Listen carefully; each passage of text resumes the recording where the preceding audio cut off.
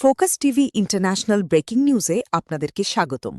আসুন জেনে নেই আজকের প্রধান প্রধান সংবাদ শিরোনামগুলো। পশ্চিমবঙ্গে দ্বিতীয় দফায় ১৪২ আসনে ভোট আজ। পদক্ষেপ নিলে রণক্ষেত্রে কঠিন জবাব পাবে শত্রুপক্ষ, ইরানের সেনাবাহিনী। দেশীয় প্রযুক্তিতে তৈরি ক্ষেপণাস্ত্রের সফল পরীক্ষা চালাল পাকিস্তান। হরমুজ প্রণালী খুলে দিতে যুক্তরাষ্ট্রকে অনুরোধ করেছে ইরান, ট্রাম্প। যুদ্ধবিরতির মধ্যে ইরানের ৬ বিমানবন্দরে ফ্লাইট চলাচল শুরু।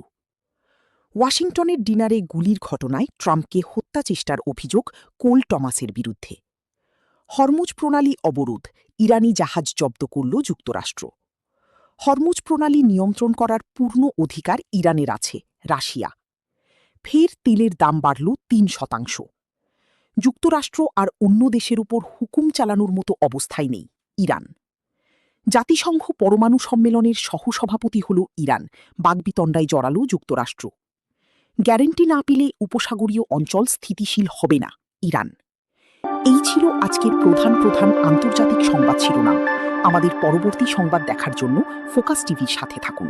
ধন্যবাদ।